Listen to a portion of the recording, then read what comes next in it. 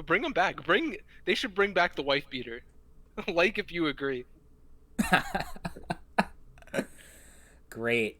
Now I'm gonna have to upload a fucking 30-minute video talking about TNA. Hell yeah. I think it might have been more than half an hour. Oh, definitely. Yeah. Listen, when I get into TNA, I get into TNA. Yeah, I'm trying to see if TNA. there's any more news before we end it, like something that we should talk about, but we covered a lot. Yeah.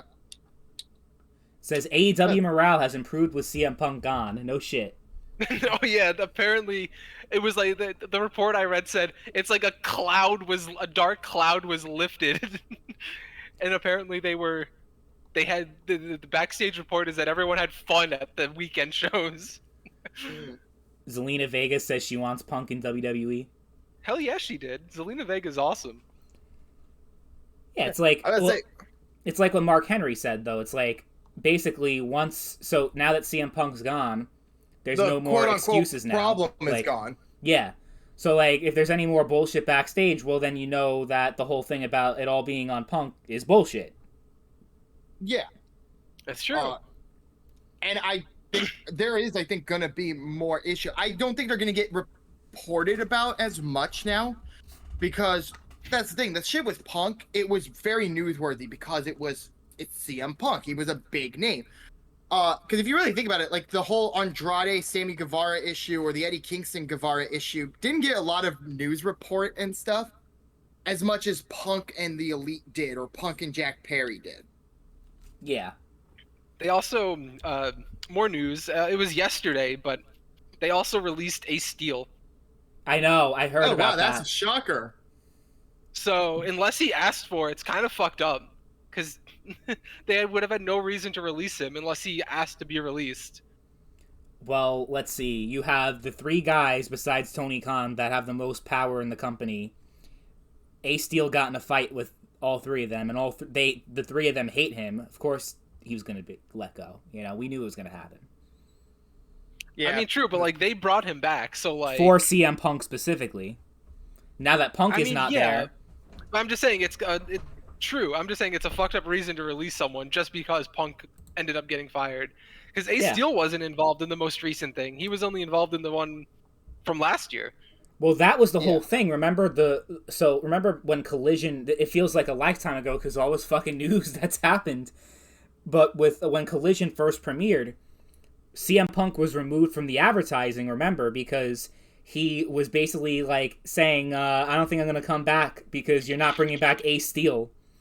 So they only brought back Ace Steel so that they could have Punk back on Collision, and it was basically the CM Punk show. They only created that show for CM Punk. I don't know what's going to happen to Collision now. I was going to say, we might as well talk about that. Like, what do you think they're going to do with Collision now? Because like this last week's episode, like apparently like so many people tuned out the second CM Punk was announced as being fired. Yeah. Like, I think it was like 90,000 people tuned out. It was already a lower viewed episode because it was on same day, same time as Payback. So like and football, right? And football. It was already a lower viewed episode, and then almost 100,000 people tuned out. Yeah, I've been seeing a lot of things of people comparing it. It's going to turn into pretty much another Rampage. But like, we don't need another. That's the problem. Like, I liked Collision. I'm a Collider. I loved that shit. Collision I think it's going to be a self-fulfilling prophecy where it's on a Saturday night, so they know that it's inherently not going to get as many views and attention as Dynamite would on Wednesday. So they're going to start having not having as many prominent talent on Collision. But as a result of them not having talent on there, no one's going to watch. So they're going to cause their own downfall, basically. Yeah, I think their best bet, and it might work for them, is build the show around fucking Danielson. Yeah, I've heard about that. I was going to say try to see if they can restructure and rebrand it around Ring of Honor. Even if they just that's what Rampage could be, honestly. Could be, but you can keep Danielson on there and keep it built around him.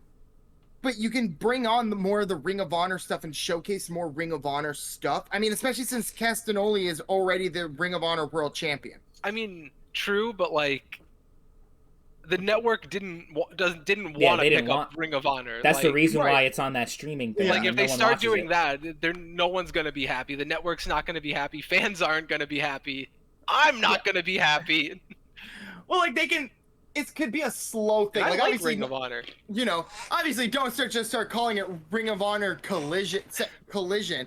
But like, you know, showcase more. Like, you know, you got the Pure Champion. Have the Pure Champion appear more often, or Castagnoli defend the Ring of Honor title on there more, or even MJF and Adam Cole defending the tag title. Just always have at least a Ring of Honor title on the show. But you can have showcasing other AEW talents, including Danielson as like the star of the show. Like I said, I think that's their bet. Danielson as like the big star, him and like Ricky Starks, build it around them. Have Samoa Joe there. Obviously, FTR are still going to be there probably. Probably. Honestly, it also may just be smart because I thought they should have done this because they were kind of what they were doing. They were kind of doing a soft brand split. Yeah. They were. AEW, I think, has enough talent, and if they did it right, almost essentially do a brand split. So bring back the real world championship is what you're saying. Kind of. That's what I'm hearing. I don't think I would want them to do like a hard brand split, especially since Collision's only an hour-long show. Is it only an hour? I thought it was 2. It is 2. Is it 2? Oh yeah, it's 2 hours. I'm thinking of Rampage. Okay. Yeah, Rampage is only 1. You're right. Saturday night is just dead though by default. Like I was saying this when it premiered. Like what the fuck are they thinking having it on a Saturday? Okay, Punk had the star power and they were able to have, considering what night it was on, they had like 700,000 viewers, which was like their peak, and that was impressive.